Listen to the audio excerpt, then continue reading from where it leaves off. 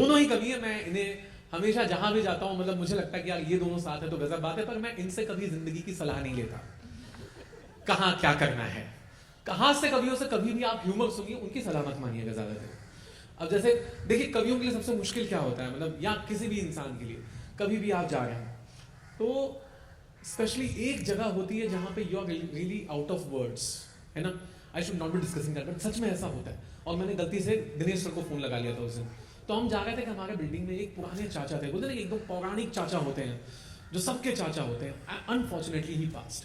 अब मुझे ये नहीं समझ में आ रहा कि वहां जाके बोले क्या, जो कि होता है सबके साथ, कि ऐसे मोमेंट पे जाके क्या बोले।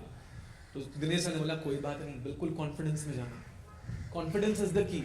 जाके बस 2-4 अच्छी बातें बोलना। बोलेंगे सर तो परसों ही मिले थे, आशीर्वाद देते थे मुझे। इन्होंने मुझे जो जो बताया मैंने एग्जैक्टली जाके वहां पे बोला, और वहां पे 4-6 लोग मेरे पीछे जूता लेके दौड़े। मैंने जाके बोल दिया कि अरे पुरुषोत्तम जी इंसान नहीं हीरा थे, हीरा। अरे पर्स अभी 6 दिन पहले मुझे मिले, जो जो इन्होंने सिखाया सब बोला मैंने। 6 दिन पहले ही मुझे गेट पे मिले, आशीर्वाद दिया इन्होंने, राकेश तुम बहुत बड़े कवि बनोगे।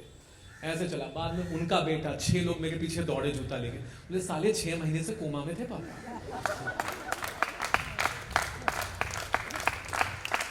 कौन से सपने में मिले तुझे। हर जगह कॉन्फिडेंस में नहीं चलना चाहिए, है ना। रोहित सर बैठे हुए, रोहित सर से मैं तकरीबन इनकी देखा जाए तो बड़ी खूबसूरत है ना, ये पर्सनैलिटी, ये बड़ी खूबसूरत सलाहें देते हैं जिंदगी की। इनसे भी मैंने कई सलाहें ली, लेकिन चलिए वो सब बाद में डिस्कस होगा। इनसे क्या क्या सलाह ली वो खुद ही आके बताएंगे। सो मैं ज्यादा वक्त नहीं लूंगा, I will just quickly introduce the first performer, जो कि यहाँ बैठे हैं बिल्कुल साइड में। ऐसा साइड की नाम सुन के लगेगा कि वो आ गए, पर उनसे कम भी नहीं है। ये वो जो है ना वहां पे वानखड़े में जो है चौके छक्के मारते हैं, और ये यहाँ पे ह्यूमर के साथ अपने टैलेंट का जो है झंडा गाड़ते हैं और मनवाते हैं। दैट्स कवि रोहित शर्मा। मैं बुलाना चाहूंगा उनका स्टेज पे। रोहित सही आ जाइएगा।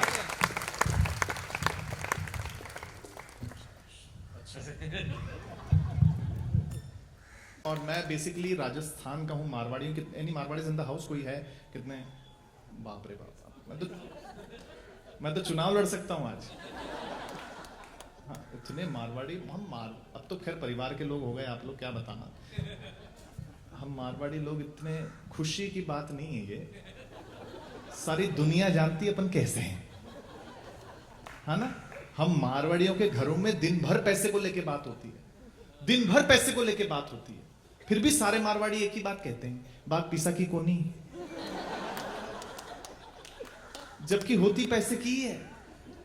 मेरे पापा ने पूछ लिया एक दिन, मैं मेरी कॉलेज फ्रेंड के साथ घूमने गया, घर पहुंचा, पिताजी ने सवाल कर लिया, बोले खर्चा कितना हुआ? मैंने कहा 500 रुपए। पिताजी बोले ठीक है, तो कोई ज्यादा नहीं है। मैंने कहा इससे ज्यादा उसके पास थे भी नहीं।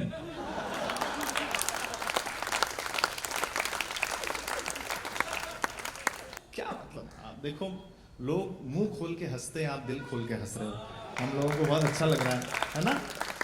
हाँ, लेकिन एक बात याद रखना, जो दिल खोल के हंसता है उसको दिल का दौरा कभी नहीं पड़ता है।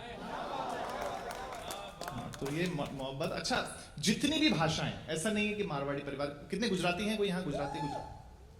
जिस हिसाब से चीख निकली है, वेट ही कर रहा था गुजराती। हाँ, बोला यार मैं देश चला रहा हूं, मेरा नंबर ही नहीं आ रहा है।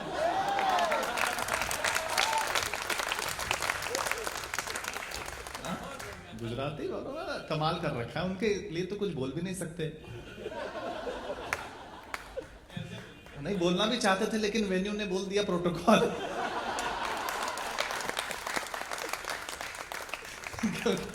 क्योंकि इन दिनों बड़ा खतरा है बोलने पे, है ना। तो हम उनके बारे में कुछ बोलेंगे भी नहीं, उनके बारे में जो बोलेंगे आप ऑनलाइन सुनना।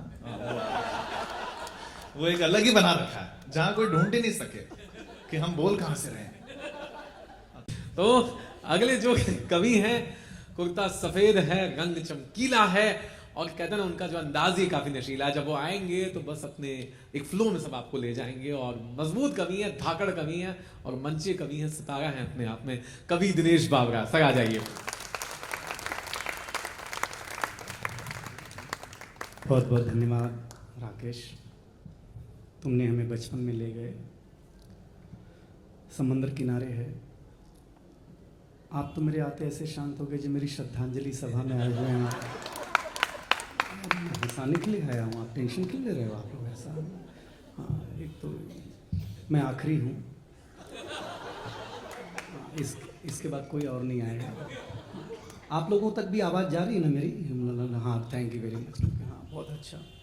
बचपन, देखिए ये बिल्कुल सही बात है कि बचपन अच्छा था। हमारे ज़माने में कॉन्वेंट कल्चर होता ही नहीं था। अब कॉन्वेंट कल्चर है। एक फादर घर में,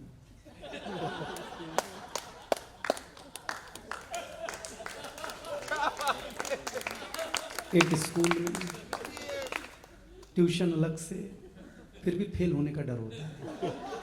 हमारे ज़माने में ऐसा कुछ भी नहीं था। और मैं कभी भी किसी भी क्लास में फेल ही नहीं हुआ, क्योंकि जो एग्ज़ाम में हमसे पूछा जाता था वो मेरी समझ के बाहर का होता था, और उसका जो हम आंसर लिखते थे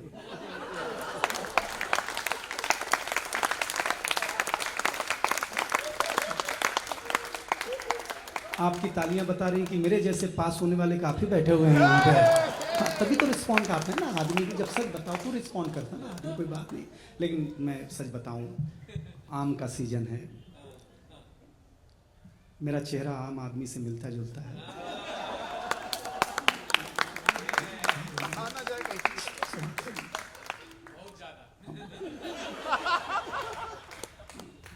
नहीं, ऐसी बात नहीं।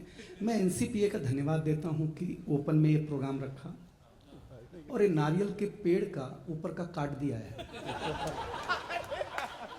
नहीं तो कई न्यूटन यही पैदा हो जाते भाई साहब। सही बात। क्या मतलब क्या वेन्यू बनाया भाई साहब। मैं वही सोचूं क्यों काटा होगा। अगर एक भी गिरता अगर नीचे भाई साहब तो क्या ही प्रोग्राम होता है यार। सही बहुत देर से मैं टेंशन में था कि ये काटा क्यों होगा, काटा क्यों होगा, काटा क्यों होगा। लेकिन सही में कई न्यूटन नहीं बनाया आप लोगों ने, बहुत ज़्यादा। देखिए आप लोग सब देखिए क्या है, अब आप ध्यान से सुनिएगा। मेरा सपना था कि मैं एनसीपीए में परफॉर्म करूं, और आपका सपना था कि आप दिनेश बावरा को लाइव सुनें। हम दोनों का सपना पूरा हुआ। हम एक दूसरे को बधाई दे सकते हैं। मैं बड़ा कलाकार हूँ यार, छोटा कलाकार हो ही नहीं सकता। और कहाँ परफॉर्म करना ये सबसे इम्पोर्टेंट बात है। वो ईडी शीरिन, वो ईडी शीरिन वो रेलवे स्टेशन पे परफॉर्म करने लगा, उसे लोगों ने पहचाना नहीं, ये पहली बेइज्जती। पुलिस ने जेल में डाल दिया भाई, दूसरी बेइज्जती। सोनू निगम भिखारी बन के परफॉर्म कर रहे हैं भाई साहब, दाढ़ी उड़ी बना करके। अब मेरा लहजा, मेरे आवाज का लोग असर देखते हैं। आजकल लोग भीख देने में भी हुनर देखते हैं। ये क्या बात है, बहुत सही।